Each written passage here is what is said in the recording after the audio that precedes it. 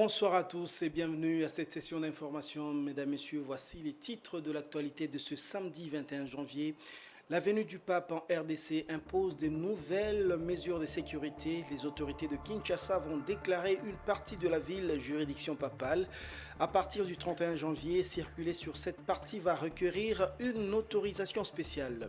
Et puis, à l'international, c'est une bonne nouvelle pour l'Angola. Le pays a recouvré plus de 5 milliards de dollars d'actifs détournés dans des faits de corruption. Et puis, un invité dans ce journal, Donald Lengou, président du syndicat national des cambistes du Congo, est l'invité avec nous ici. Avec lui, nous parlerons notamment de la fluctuation du franc congolais. Encore une fois, bonsoir à tous. Le président de la République, Félix Tshisekedi, a reçu en audience dans son bureau de l'ambassade de la RDC en Belgique le général Wesley Clark, un ancien officier supérieur des forces armées des États-Unis d'Amérique, qui est spécialiste des questions de sécurité. Le général Wesley Clark a eu une brillante carrière militaire. Il avait notamment commandé l'opération Allied Force durant la guerre de Kosovo en tant que commandant des puissances alliées en Europe entre 1997 et l'an 2000. Rien n'a filtré des échanges entre le chef de l'État et cet officier américain.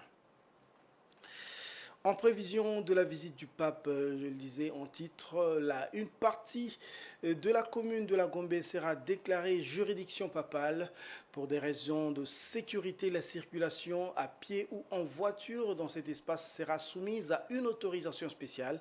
Cette zone comprendra le Palais de la Nation, la Banque centrale, l'ISP, la place des évolués, le centre interdiocésain, le Pullman Hotel, l'hôtel du Fleuve, les cliniques Ngaliema et Quinoise, la fonction publique et l'annonciature apostolique.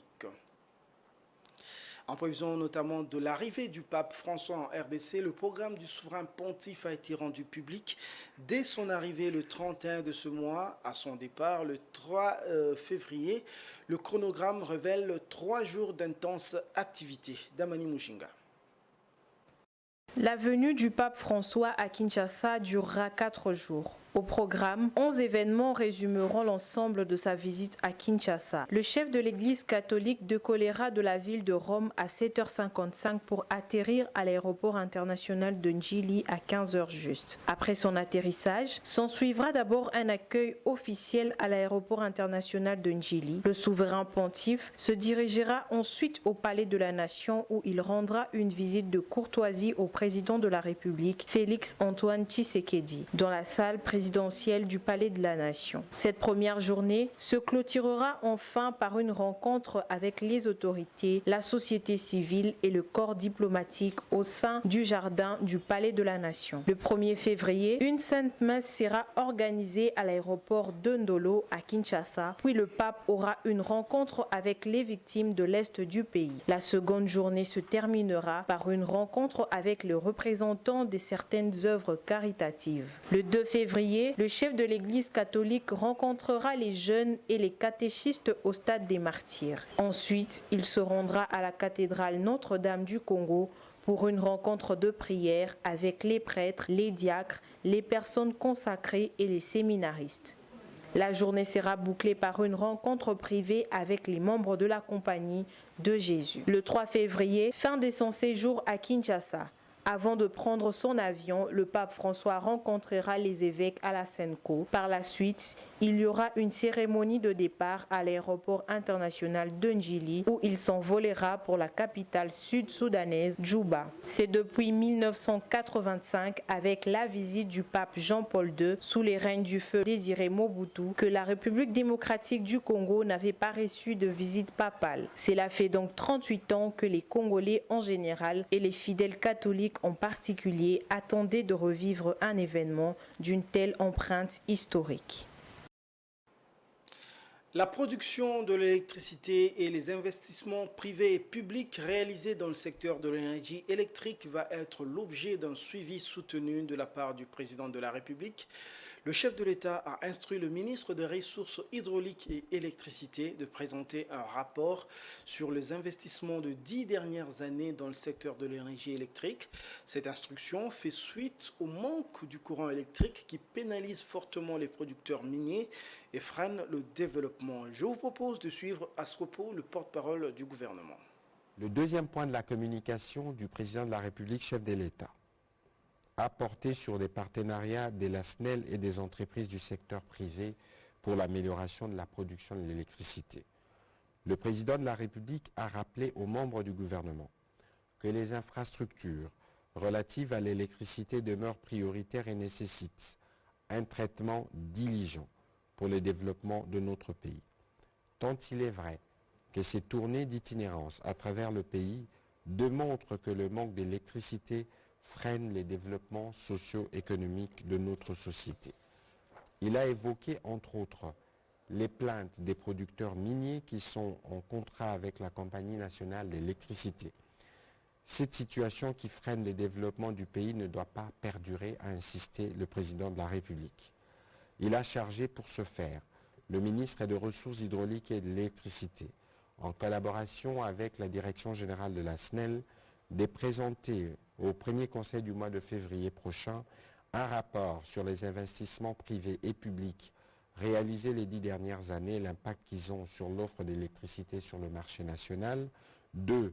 L'utilisation des fonds privés reçus par la SNEL dans le cadre du contrat des fournitures d'électricité. 3. Un programme d'urgence permettant, en dehors du programme de développement local de 145 territoires, de réduire progressivement le gap entre l'offre et la demande sur le marché congolais de l'électricité. Le processus de la mise en œuvre du projet de développement de 145 territoires devrait avoir un coup d'accélérateur dans les semaines qui viennent. Depuis un peu plus d'une semaine, un cadre institutionnel de suivi de ce programme a été mis en place. Au cours du dernier Conseil des ministres, le président Félix Tshisekedi a insisté sur la diligence qu'il faut mettre à réaliser ce programme. Suivez. Le président de la République a rappelé sa détermination de voir le peuple constater au cours de cette année 2023, une accélération dans la mise en œuvre du programme de développement local des 145 territoires.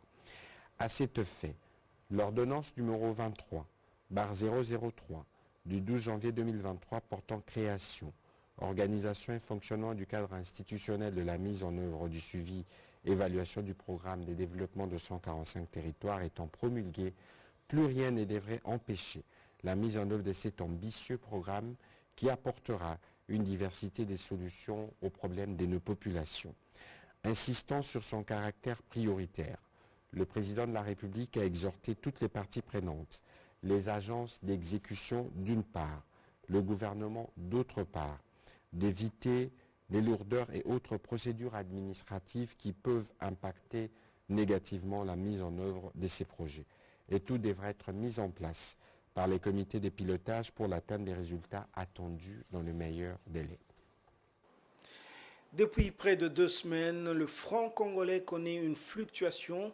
Il y a eu d'abord la dépréciation. La devise congolaise semble se stabiliser. Elle s'échange maintenant à 2150 francs pour $1 chez les cambistes. Mais qu'est-ce qui explique au juste ce jeu de yo-yo? Tentative d'explication avec Emi Kabea. Américain s'échange actuellement à 2050 francs congolais au quartier périphérique de la capitale congolaise, alors qu'au centre-ville, il s'y négocie à 2100 francs congolais. Cette fluctuation s'est réduite à l'abondance de francs congolais sur le marché de change et perturbe le travail des changeurs de monnaie. Face à cette situation, il importe aux autorités politiques de fixer un taux de change qui sera à respecter par tous. Monsieur Moussa Moïse. Je suis Monsieur Moïse, cambiste à la Cité Verte, précisément à la 9e rue. En effet, nous rencontrons des problèmes concernant le taux d'échange parce que la fois passée, le taux d'échange était à 23 000 francs et nous voilà aujourd'hui à 20 500. Nous avons connu beaucoup de pertes suite à ces mouvements flottants et que cela soit constant pour que nous puissions bien travailler d'une manière ou d'une autre. $10 et Selon le ministre de l'économie nationale AI, cette dépréciation de la devise nationale est en part la conséquence de la dédollarisation de l'économie nationale. Nous constatons avec une certaine surprise qu'il y a une pression sur le marché des changes que nous sommes obligés d'élucider. Alors, au moment où nous parlons, nous avons compris que c'est en partie la conséquence de notre volonté de dédollariser l'économie, conformément aux souhaits de tout le monde. À partir du dernier trimestre de l'année passée, nous avons privilégié les paiements en monnaie nationale plutôt qu'en devise.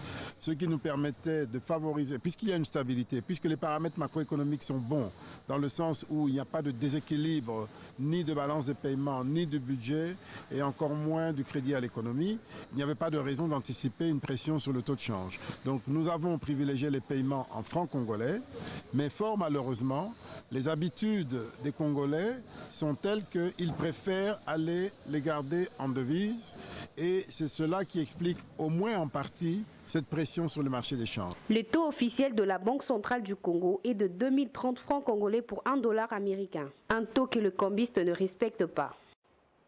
Et pour approfondir ce sujet, nous avons ici, je l'annonçais déjà au sommaire, Donald Lengu, qui est président du syndicat national de cambistes du Congo. Bonsoir, M. Donald. Bonsoir. Vous venez de suivre ce reportage de la rédaction.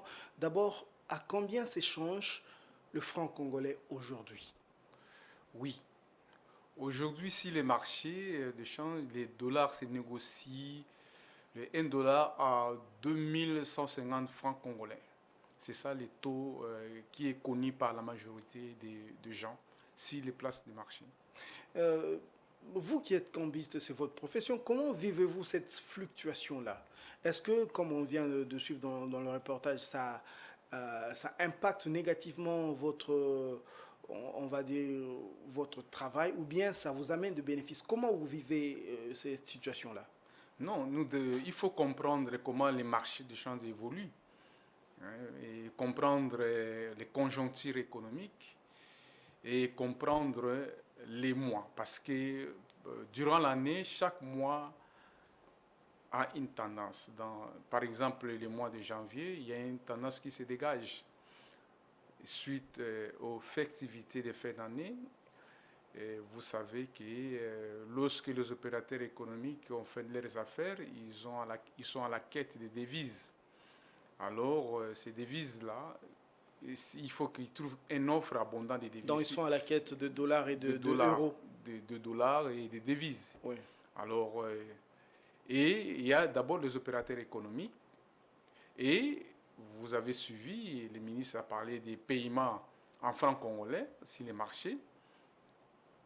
Et il y a des réalités que nous vivons sur les places des marchés. Lorsque vous avez, par exemple, des coupures avariées faciales élevées, vous avez des 20 000 francs, 10 000 francs, et 1 000 francs et 500 francs. Il y a des billets recyclés et non recyclés. Donc, il y a plusieurs taux qui se dégagent. Donc, c'est un problème de préférence. Et chaque taux, chaque billet a un taux. Donc, ça, ce sont des réalités qui sont sur les marchés qu'on observe. Et sans oublier que dans ces contextes, il y a, sur le plan interne, nous avons des problèmes. Vous savez que nous sommes vraiment aujourd'hui, si vous pouvez me permettre de dire que nous sommes dans une économie de crise, une économie de conflit, parce qu'il y a des problèmes sécuritaires à l'Est. Mais les problèmes de sécurité n'ont pas commencé en janvier, ça existe depuis des années. Non, c'est un facteur qui vient ajouter à ce que nous avons sur l'économie, sur la place des marchés. Et à l'externe, vous savez, tout ça, ça dépend des conjonctures. Sur le plan externe, vous savez comment le dollar se comporte. Il y a cette inflation-là internationale qui impacte aussi sur notre économie. Il y a tous ces facteurs-là, il y a des facteurs externes et il y a des facteurs internes. Donc, je dis à l'interne, je vous ai dit qu'il y a ces paiements de francs congolais qui a connu une surliquidité vraiment abondance, qui a fait qu'il y ait cette tendance-là à la hausse et ajouté à la tendance naturelle qui est toujours une tendance haussière du mois de janvier. Voilà, si je comprends bien, donc le dollar américain par rapport au franc se comporte comme deux marchandises. Donc, il faut un équilibre pour qu'il y ait stabilité de prix, c'est ça? Oui, il faut un équilibre. Il faut un équilibre parce que s'il y a une offre abondante de francs congolais, il ne se trouve pas une offre de dollars. il y a des équilibres. Là, la tendance, elle est à la hausse. Donc ça fonctionne comme la loi de l'offre Et de la demande. Et de la demande, c'est Oui. vraiment basique. Oui. Mais il y a des réalités que je viens de vous expliquer. Voilà. Si les billets que les gens suivent sur les marchés. Voilà, mais comment se passe votre travail? Dès qu'il y a un taux officiel, vous passez le mot pour communiquer à tous les cambistes à travers le Congo, comment ça se passe? Non, nous sommes dans un marché d'échange, c'est une bourse. Oui. Hein, les marchés d'échange fonctionnent comme une bourse. Dans une bourse, lorsqu'il y a une offre abondante et les gens suivent l'offre et la demande. Voilà, le prix se fixe presque automatiquement. Non, les prix se fixent pas. Les prix, ça se détermine par rapport aux facteurs sur le marché. À l'offre et de la demande. Ce n'est pas parce que les problèmes de fixation des prix, ça c'est une mesure administrative. Okay. Donc nous sommes dans une économie de marché où les taux de change doivent être déterminés par la loi de l'offre et de la demande. Très bien. Mais que répondez-vous à ceux qui pensent quand même que les cambistes sont des éléments dans cette maillon-là de décision et que, bon, les cambistes sont un petit peu à la base de la spéculation, ils en profitent. Qu'est-ce que vous répondez à ces gens-là? Bon, dans la bourse, nous avons des instruments. Il y a la spéculation, il y a des anticipations. Ce sont des facteurs qu'on retrouve sur les marchés. Donc, les taux de change, l'échange, c'est quand même une science. Oui. C'est une science, il faut savoir bien jouer. Et donc, les cambistes doivent avoir la pédagogie, doivent être enseignés de savoir comment se comporter par rapport à la conjoncture. Par exemple, aujourd'hui, nous sommes dans une conjoncture de la relance de la croissance. Oui. Et il faut voir comment on investit. C'est-à-dire, vous avez suivi le ministre des Finances, il a parlé ils ont fait des paiements. C'est pour financer l'économie. Parce qu'à un certain moment, il y a aussi une conjoncture que nous appelons de la stabilité ou de l'inflation. Maintenant, nous sommes dans une période de la relance de l'économie. Donc, il faut savoir comment les marchés se comportent. Donc, nous, si nous avons mis en place cette structure, c'est pour permettre à l'État, d'abord, c'est une structure qui est un cadre d'accès à la richesse des Congolais et des cambistes, des gens qui veulent faire ces métiers-là. Et ça permet à l'État d'avoir les appréciations sur les marchés, c'est-à-dire comment prélever les statistiques de l'évolution du comportement des francs congolais sur les marchés. Donc, c'est cette structure-là et c'est aussi un patronat des Congolais que nous avons mis en place pour arriver à être vraiment utile pour l'économie. Voilà, selon vous, pourquoi parfois le pouvoir public interdit aux cambistes, quand il y a par exemple fluctuation sur le marché, interdit aux cambistes d'afficher le taux sur les tableaux à l'extérieur? À votre avis, c'est dû à quoi? Non, ce n'est pas une interdiction, mais nous avons une instruction administrative qui permet, ce sont des règles du marché, et les marchés de change est réglementé par rapport à cette instruction. Donc, dans l'instruction administrative, il est interdit au bureau de change et aux cambistes d'afficher les taux de change. Parce que ça dérange, parce que à un certain, l'affichage des taux de change dans les tableaux est considéré comme un instrument où les gens font le marketing. Parfois, les gens n'ont pas même des francs, les gens affichent des taux tout simplement pour attirer. Et ça dérange le marché. Raison pour laquelle on a interdit de ne pas afficher les taux de change sur la voie publique. Cela dérange. Et ça fait même des anticipations. C'est pour ça qu'il faut afficher les taux de change à l'intérieur du bureau de change. Ce n'est pas une interdiction. D'accord. Et donc, lorsqu'il y a eu ces problèmes de fluctuation à la hausse, je pense que nous étions invités à la haute direction de la Banque centrale. Et parce qu'à un certain moment, on peut bien dire qu'il y avait vraiment un arrêt de suivi de l'évolution du comportement des francs congolais. Maintenant, je pense qu'ils nous ont promis une bonne collaboration. Ils sont ouverts pour une bonne collaboration.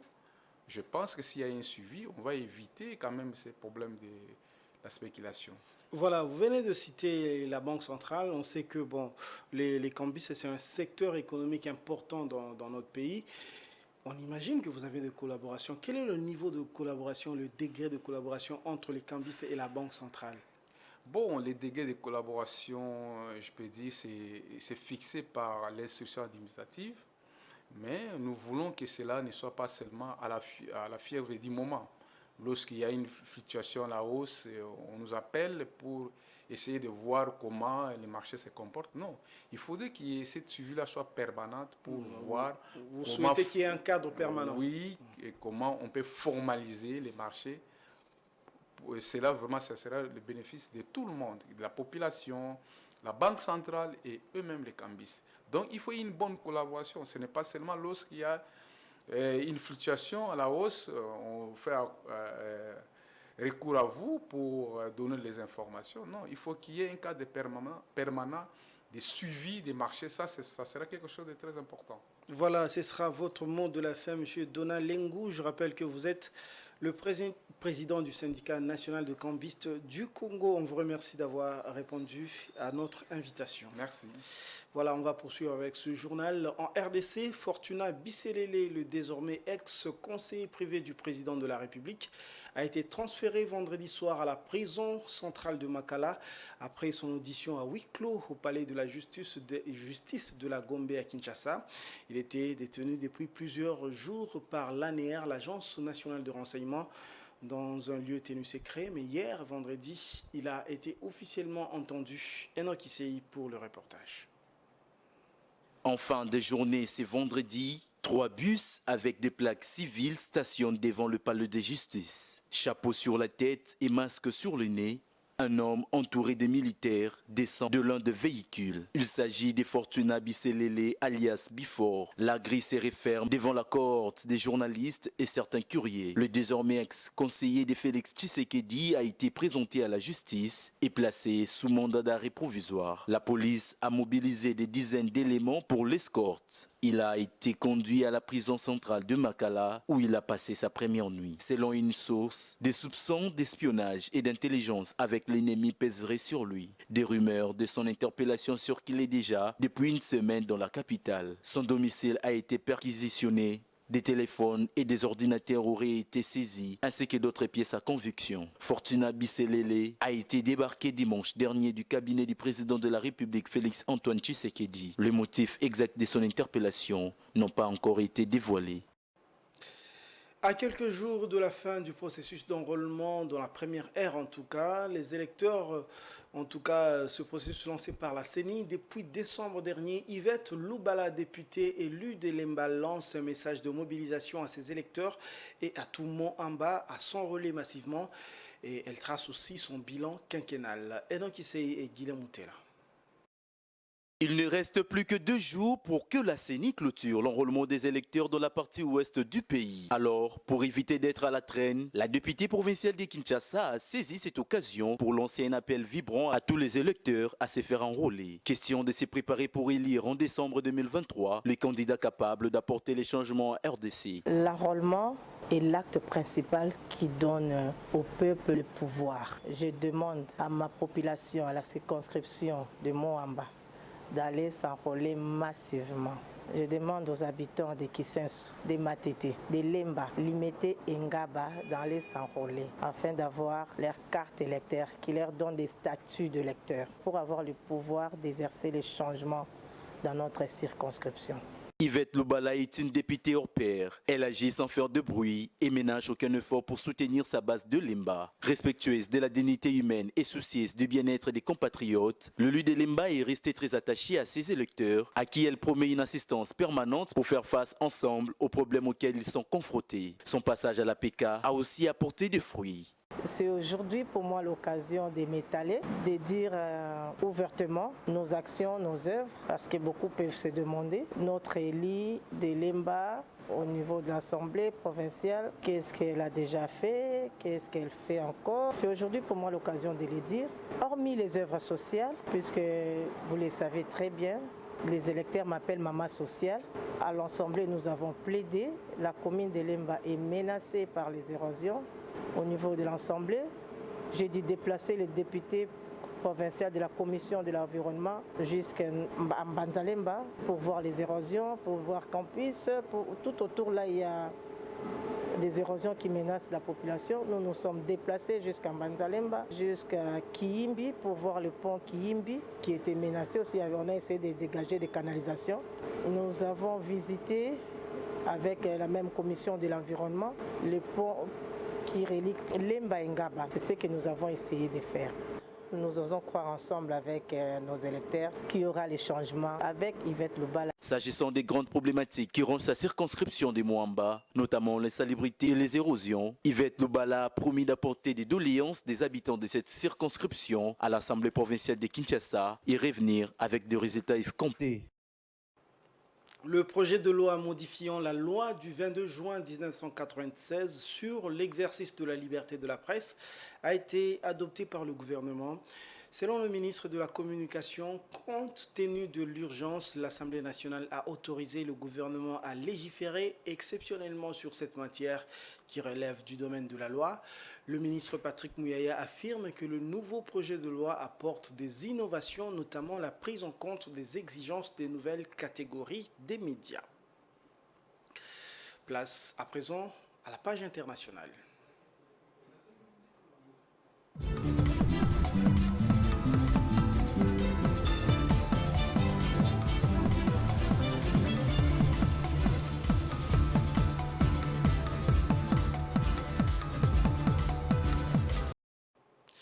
L'Angola a recouvré pour plus de 5 milliards de dollars américains d'actifs constitués de biens publics détournés dans des faits de corruption et disséminés dans plusieurs pays. Ceci après un précédent recouvrement de plus de 11 milliards de dollars volés dans les coffres de l'État, annoncé depuis février 2022 par le gouvernement. Jojo Mulamba. Ces encaissements font suite à des jugements définitifs prononcés par la justice, a rapporté l'agence de presse portugaise Lusa, citant la directrice du service national de recouvrement des avoirs, Eduarda Rodrigues. Le pays d'Afrique australe est riche en ressources naturelles, mais dont près de la moitié de la population vit sous le seuil de pauvreté, attend encore de décisions judiciaires pour récupérer 21 milliards de dollars américains d'actifs détournés et disséminés en Angola et à l'étranger, poursuit la même source. Depuis son arrivée au pouvoir en 2017, le président João Lourenço a lancé une campagne de lutte contre la corruption pour récupérer de biens mal acquis sous la longue présidence de son prédécesseur José Eduardo dos Santos. Dans ce cadre, les autorités ont lancé 715 poursuites pénales pour corruption, fraude, détournement de fonds et autres délits financiers. Décédé en juillet 2022 à l'âge de 79 ans, José Eduardo dos Santos est accusé d'avoir largement détourné les ressources nationales en faveur de sa famille et de ses proches. Son fils José Filomeno dos Santos a été condamné en 2020 à 5 ans de prison pour avoir détourné jusqu'à 1,5 milliard de dollars américains alors qu'il était à la tête du Fonds souverain angolais. Selon les calculs du Service national de recouvrement des avoirs, de membres de la famille dos Santos, d'anciens responsables gouvernementaux et de ex-dirigeants des sociétés d'État ont transféré illicitement quelques 150 milliards de dollars américains à l'étranger entre 2001 et 2017.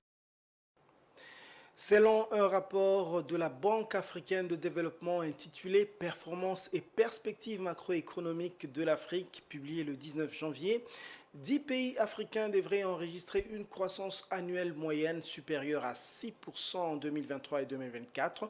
La Libye devrait enregistrer la croissance la plus forte durant ces 2 années à 12,9% en moyenne par an. Viennent ensuite le Niger, le Sénégal, notamment avec 9,6 et 9,4 respectivement. Quant à la République démocratique du Congo, elle enregistrera une croissance de 6,1%.